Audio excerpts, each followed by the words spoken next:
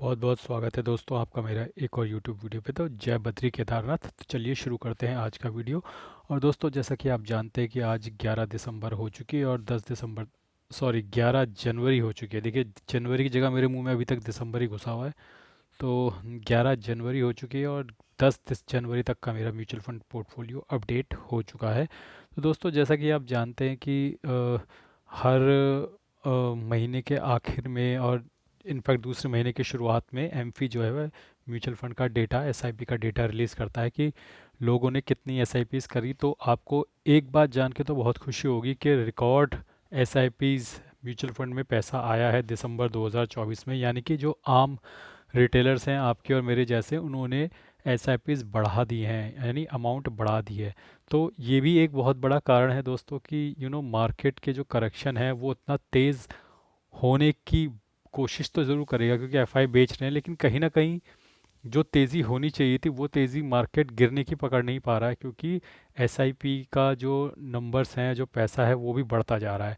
अब जब ये एसआईपी का पैसा बढ़ता जा रहा है तो जो पैसा फंड हाउसेस डीआईआई इन्वेस्ट करते हैं, आपको पता होगा कि 80% तक उन्हें हर महीने इन्वेस्ट करना होता है। तो ऐसा ज़रूर हो सकता है कि आपका जनवरी की जो एसआईपीज़ कट रही हैं उसका पैसा वो होल्ड करके बैठें, लेकिन बाय एंड ऑफ जनवरी वो उसको इन्वेस्ट करेंगे ही। 80% को तो उनको इन्वेस्ट करना ही पड़ेगा, क्योंकि ये रिक्वायरमेंट है। तो रेस्ट एश्योर कि मार्केट बहुत बड़ा करेक्शन देना चाहेगी। मतलब अगर मार्केट 5% ही गिरेगी तो आप ये समझिए कि अगर एसआईपी का डेटा नहीं आ रहा होता तो 10%, 15% भी गिर सकती थी।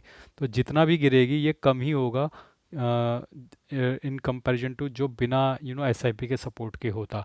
तो मैं ये नहीं कह रहा हूँ कि ये गिर नहीं सकती, ज़्यादा नहीं गिर सकती, हो सकता है यहाँ से 10% गिर जाए, लेकिन ये 10% अगर गिरती है तो ये मान के चलिए कि अगर एसआईपी का सपोर्ट नहीं होता तो ये 15-20% गिर सकती थी। तो आई थिंक कहीं ना कहीं जो अपना रिटेल इन्वेस्टर है, जो इंडिया के लोग हैं, उन्हें अपनी मार्केट पे अभी भी भरोसा है। वो अभी भी इन्वेस्ट कर रहे हैं। इनफैक्ट दिसंबर में ऑल टाइम रिकॉर्ड बनाया है एसआईपीज़ का, म्यूचुअल फंड के एसआईपी का। यानी कि लोगों को अभी भी भरोसा है मार्केट पे, और इन्वेस्टर काफ़ी समझदार हो गए हैं और वो अभी भी इन्वेस्टमेंट किए हुए हैं। लेकिन इसका मतलब ये नहीं है कि सब ऐसा कर रहे हैं। तो यहाँ पर ये होता है कि जो बहुत सारे समझदार फंड मैनेजर होते हैं इंडिया में भी, आपने देखा होगा। मैं म्यूचुअल फंड मैनेजर्स की बात नहीं कर रहा, इंडिविजुअल भी कई लोग बड़े लोगों का फंड मैनेज करते हैं। करोड़पति लोगों का फंड मैनेज करने के लिए भी प्राइवेट फंड मैनेजर होते हैं।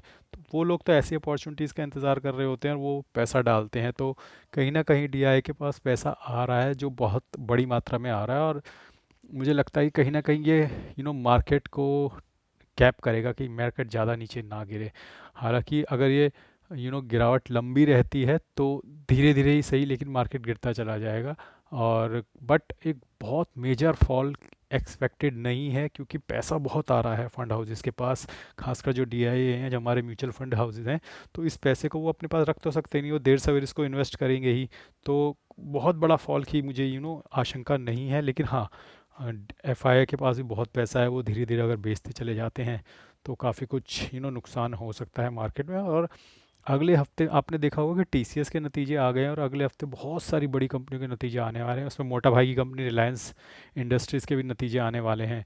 और रिलायंस के तो मैं काफ़ी सारे शेयर्स भी लेकर बैठा हुआ हूँ। तो मेक और ब्रेक का गेम है दोस्तों। रिलायंस निफ्टी की सबसे हैवी वेट कंपनी है और उसके भी नतीजे आने वाले हैं। और एक्सिस बैंक और एक दो और कंपनियों के नतीजे आने वाले हैं। बड़ी बड़ी जो कंपनियां उनके नतीजे आने जाए, शायद इन्फोसिस और विप्रो के भी नतीजे आने वाले हैं इस हफ्ते में।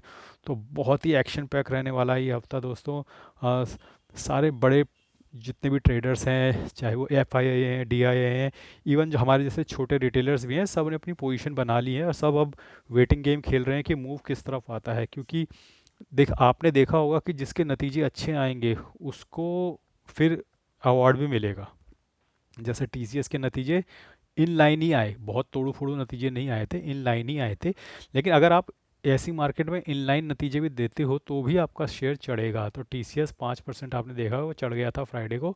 और 5% टीसीएस एक हाथी है दोस्तों। वो ये छोटा मोटा शेयर नहीं है जो 10-15% भाग जाएगा एक दिन में। टीसीएस को एक दिन में 5% हिलाना भी अपने आप में बहुत बड़ी बात है। टीसीएस एक बहुत मोटी कंपनी है निफ्टी 50 की, जस्ट लाइक रिलायंस इंडस्ट्री। तो उसका 5% शेयर चढ़ना, क्योंकि टीसीएस जैसे शेयर ना महीने में 5% चढ़ते हैं, तो एक ही दिन में अगर वो 5% चढ़ रहा है तो यानी कि कहीं ना कहीं मार्केट ने उसे उसकी डिसेंट परफॉर्मेंस के लिए रिवॉर्ड किया है। हालांकि नतीजे बहुत अच्छे नहीं है, लेकिन कहीं ना कहीं मार्केट ख़राब नतीजों को पहले ही मार्केट में एडजस्ट कर चुका था, और ये मान के चल रहा था कि नतीजे ख़राब आएंगे, लेकिन उसके नतीजे ठीक ठाक आ गए हैं।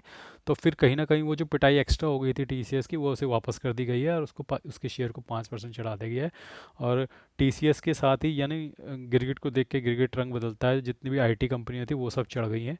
अब देखना होगा दोस्तों कि बाकी कंपनी से कैसे नतीजे आते हैं, क्योंकि ये ना बड़ी बड़ी कंपनीज कि अगर एक सेक्टर की एक बड़ी कंपनी का अच्छा नतीजा आता है ना, तो बाकियों पे भी उसका पॉजिटिव इम्पैक्ट मिलता है, क्योंकि दोस्तों मार्केट तो सबके लिए एक जैसी है, वहीं से वो सब कमा रहे हैं। अब आप देखोगे कि अगर रिलायंस इंडस्ट्रीज़ के अच्छे नतीजे आते हैं, तो आप देखोगे कि काफ़ी सारी कंपनियां जो उसके साथ कनेक्टेड हैं, उनके भी अच्छे शेयर्स भागने लग जाएंगे। लेकिन अभी वेट एंड वॉच की गेम है, अगला हफ्ता बहुत क्रूशियल है, और उसके अगला हफ्ता तो और भी बहुत क्रूशियल है, क्योंकि इस हफ्ते तो नतीजे आने वाले हैं बड़ी बड़ी कंपनियों के। उसके अगले हफ्ते भी नतीजे आने हैं, लेकिन तब अपने हमारे ट्रम्प साहब की ताजपोशी भी हो जाएगी। और कल आई थिंक आप में से कुछ लोगों ने अगर मार्केट को देखा या नहीं देखा, लेकिन कल यूएस मार्केट भी क्रैश हुई है। आइए मैं आपको एक बार नज़र लगवा ही देता हूँ यूएस मार्केट का क्या हाल रहा कल। तो देखिए, मेजर करेक्शन हुआ है कल यूएस मार्केट में, यानी कि वहाँ पर भी यानी काफ़ी फ्लक्चुएशन चल रही है। लगभग पौने 1.69% जो है, 66% जो है नैस्डैक गिरा है, 1.63% डो गिरा है।